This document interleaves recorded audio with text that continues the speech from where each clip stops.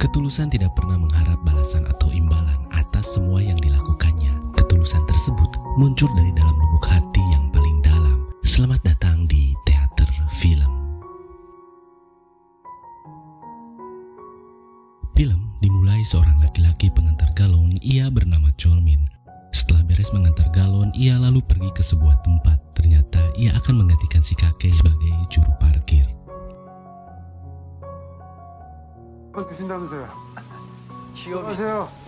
Ketika suatu malam, Cholmin didatangi oleh perempuan bernama Jonghwa. Jonghwa lalu memberikan makanan kepada Cholmin. Ia pun bingung dan hanya bisa terdiam. Cholmin mulai menyadari bahwa gadis itu ternyata buta. Saat Cholmin mulai bicara, gadis itu pun terkejut karena ternyata dia bukan si kakek yang sering ia kunjungi sambil menonton drama di televisi. Lalu Jonghwa minta maaf dan pergi. Karena kasihan, Cholmin pun menawarkan untuk menonton drama bersamanya.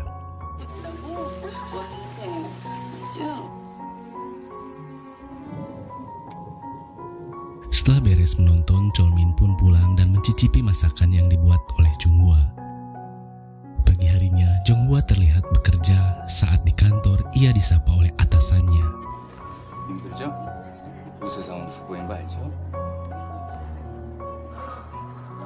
Sementara Cholmin terlihat mengunjungi tempat latihan tinju, lalu ia bersujud meminta maaf kepada mantan bosnya itu.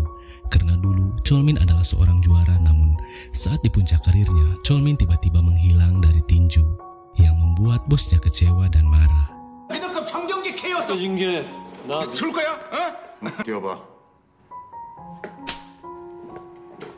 Malamnya, seperti biasa, Jonghwa mengunjungi Cholmin untuk menonton televisi bersama. 그냥 면티, 치마 신발은요? 씨 말고요, 은수요. 비슷한 거야. 진짜요? Saat sedang menonton, Jonghwa menyuruh Cholmin membuka jendela karena ia mencium bau yang tak sedap.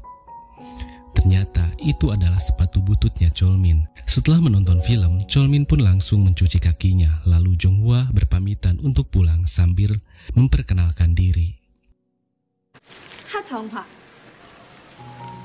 이러면 손이 이렇게 돼요?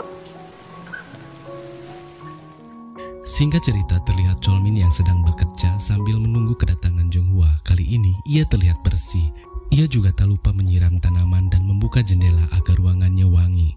Terlihat juga sepatu yang dipakai Cholmin terlihat sangat bersih. Saat ia tertidur, ia mulai mendengar langkah kaki Jonghwa.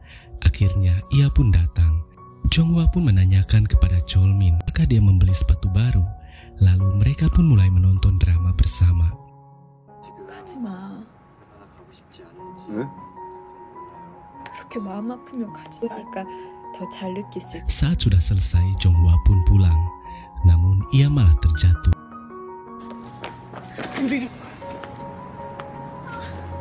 Cholmin pun langsung menolong Jonghwa dan mengantarkannya pulang.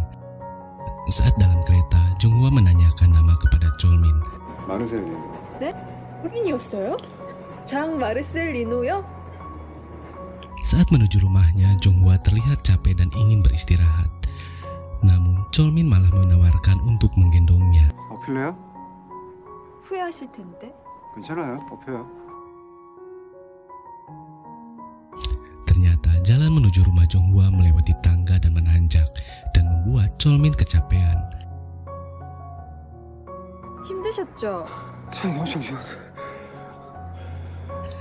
Lalu Jonghwa pun meminta tolong karena saluran airnya di rumahnya mangpat. Setelah beres, Jonghwa berterima kasih dan memberikan tiket menonton konser sebagai tanda terima kasih karena Cholmin telah menggendongnya dan mengantarkannya pulang. 같이 가줄까요? Besok harinya, Jonghwa yang ingin terlihat cantik, saat kencan pertamanya, ia pun pergi ke salon. 그래요? 최강희 머리처럼. 안 돼! 그럼 알아서 해주세요.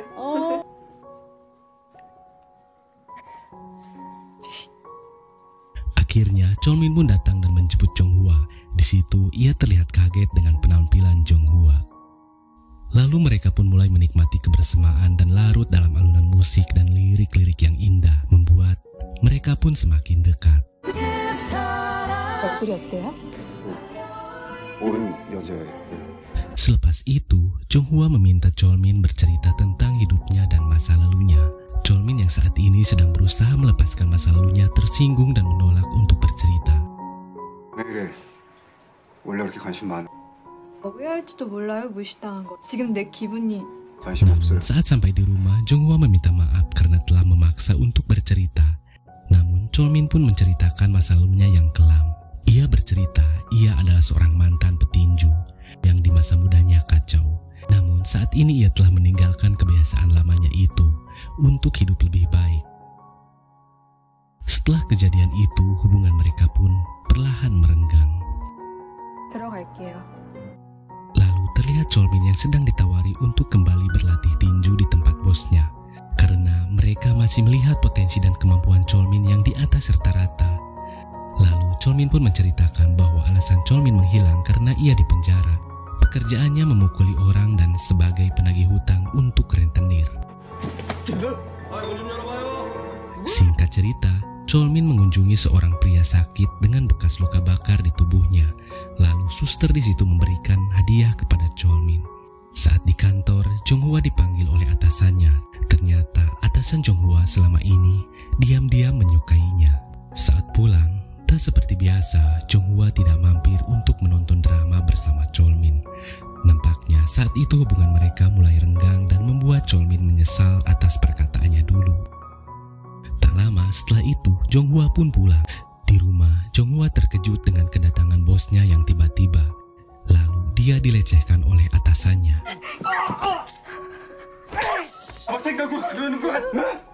Untungnya, Cholmin datang menyelamatkan Jonghwa. 물어봐.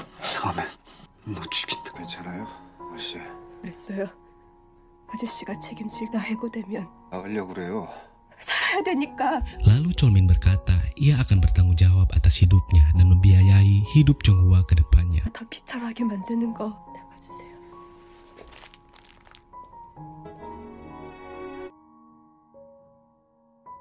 Setelah kejadian itu, Cholmin selalu mengikuti Jonghwa kemanapun ia pergi, memastikan bahwa Jonghwa baik-baik saja.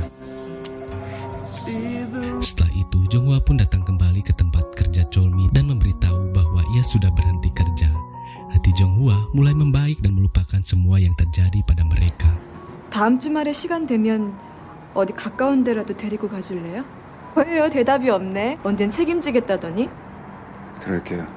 Lalu besoknya Cholmin menjemput Jonghwa dan memberikan seekor anak anjing agar Jonghwa tidak kesepian. Dan kelak jika nanti anjing itu besar, ia akan menjaga Jonghwa. Anak anjing itu diberi nama Dingga. Kemudian mereka pergi ke sebuah danau. Di sana Cholmin berbicara, "Aku dibesarkan di suatu panti asuhan dekat danau ini. Tapi panti asuhan itu tenggelam dengan banjir. Danau inilah salah satu tempat untuk kembali." Tiba-tiba Jonghwa menyuruhnya untuk mencari batu. Jonghwa pun memberikan batu untuk Cholmin dan Cholmin pun memberikan batu untuk Jonghwa. Jonghwa berkata, "Aku akan menganggap batu ini sebagai dirimu yang akan selalu kubawa bersama. Jadi, anggaplah batu ini diriku dan bawalah bersamamu." Setelah itu, Cholmin berkata dan berjanji kepada dirinya untuk selalu menjaga Jonghwa dan membiayai semua kebutuhan Jonghwa. Lalu ia memutuskan kembali ke ring tinju agar ia mendapatkan uang untuk membiayai Jonghwa. Hari demi hari, Cholmin pun mulai giat berlatih kembali untuk mengembalikan kebugaran tubuhnya. Hari-harinya pun sekarang diisi dengan pertandingan tinju.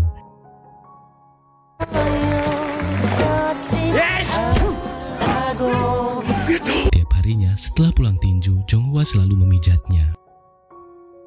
왜? 좀 보려고요.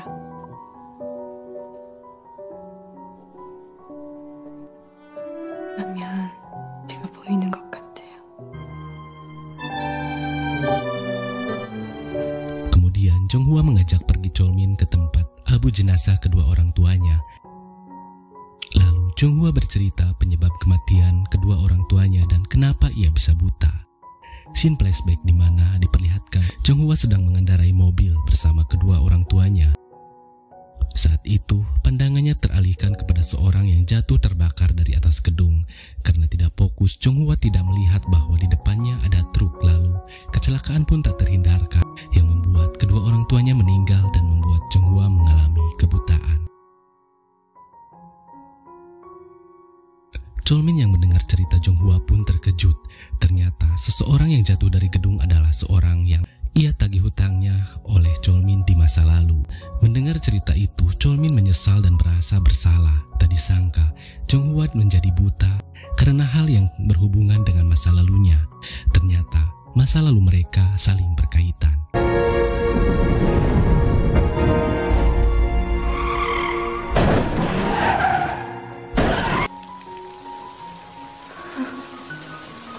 Singkat cerita, Cholmin melihat rumah Jonghwa berantakan.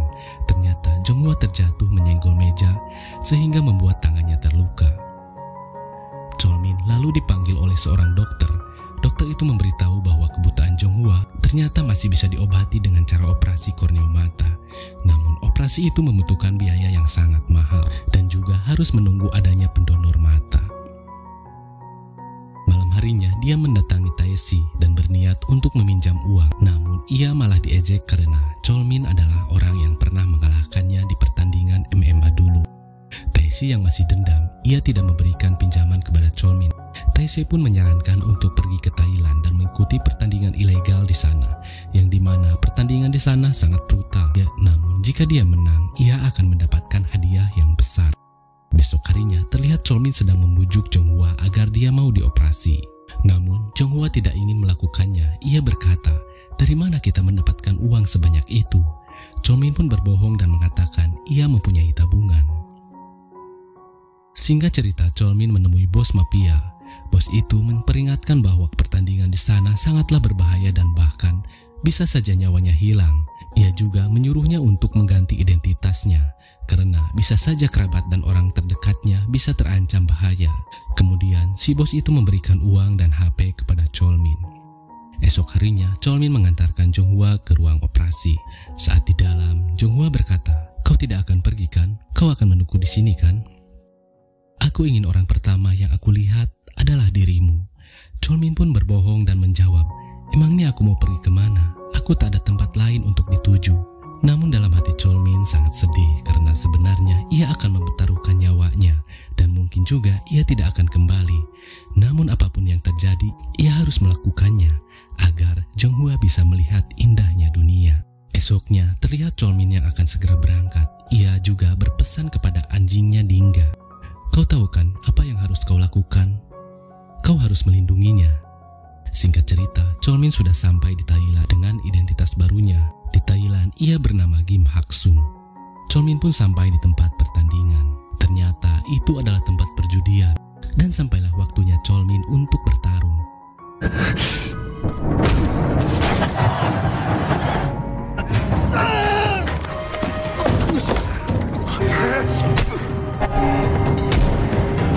Namun dengan tekad yang kuat demi kesembuhan Jonghwa, Cholmin pun berhasil mengalahkan lawannya tersebut. Saat Cholmin akan pulang, tiba-tiba ia ditabrak oleh mobil dan terlihat juga orang-orang turun dari mobil itu lalu menusuk dan mengambil uang hasil pertandingan. Ternyata ia dihianati oleh Taeshi. Singkat cerita, Jonghwa yang sudah selesai operasi, ia sudah kembali bisa melihat. Namun bukannya senang, ia malah bersedih dan menangis karena tidak ada kehadiran Cholmin di sana, orang pertama yang ingin ia lihat. Hari demi hari Jonghwa menunggu kedatangan Cholmin. Ia juga meminta polisi untuk mencari keberadaan Cholmin. Namun polisi bingung karena Jonghwa yang dulu tidak bisa melihat sulit menjelaskan ciri-ciri Cholmin. Beberapa tahun pun berlalu. Kini Jonghwa yang sudah sukses dan memiliki toko, dan ia juga sebagai sukarelawan untuk memijat pasien-pasien di rumah sakit. Jonghwa pun sampai di rumah sakit dan memijat si kakek. Mendengar suara Jonghwa, salah satu pasien pria di sana langsung menatap ke arah Jonghwa. Ternyata pria itu adalah Cholmin. Bukannya menyapa, Cholmin malah diam sambil menahan air matanya karena ia sadar jika dia tahu ia hanya akan membebani kehidupan Jonghwa, yang dimana keadaan Cholmin saat ini cacat. Saat Jonghwa menawari untuk memijatnya, ia tidak menjawab satu kata pun, karena jika ia bicara, ia akan mengenali suaranya. Jonghwa mulai memijit Cholmin. Cholmin hanya bisa menahan air mata dan menggenggam batu pemberian Jonghwa di masa lalu. Saat Jonghwa memijat punggungnya, ia merasakan bahwa itu adalah Cholmin. Namun saat melihat papan nama pasien itu bernama Ging Hak Sun.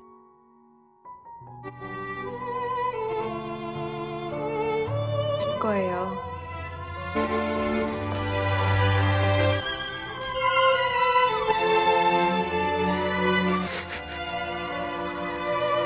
Beberapa hari kemudian, Cholmin sudah pulang dari rumah sakit. Ia mengunjungi toko milik Jonghwa. Di situ ia membeli bunga dan mengambil kura-kura miliknya. Lalu ia pun pergi. Namun saat di jalan, ia malah berpapasan dengan Jonghwa dan anjingnya Dingga. Di situ, Dingga menggonggong layaknya bertemu dengan pemiliknya. Jonghwa yang belum menyadari, ia pun menenangkan Dingga dan meminta maaf kepada Cholmin.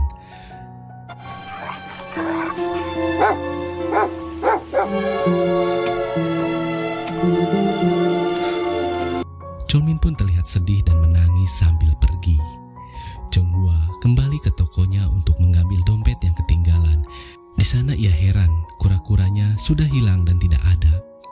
Temannya berkata bahwa tadi ada seorang pria pincang membeli bunga dekat kura-kura itu.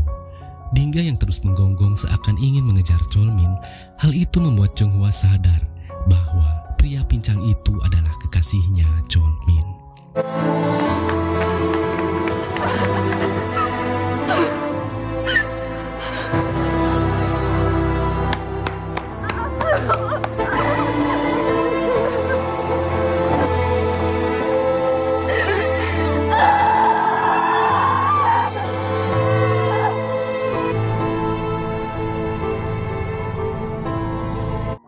Saat di jalan, Jonghwa tiba-tiba ingat dengan sebuah danau yang dulu pernah ia kunjungi bersama Cholmin.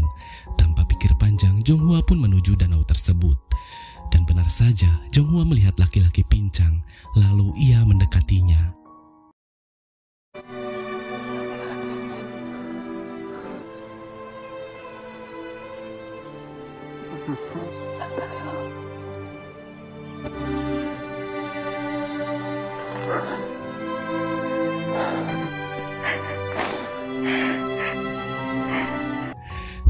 Pun selesai dengan bahagia. Film ini menunjukkan bahwa orang yang melakukan hal baik tanpa diketahui orang lain sangatlah mulia. Itulah sebuah ketulusan.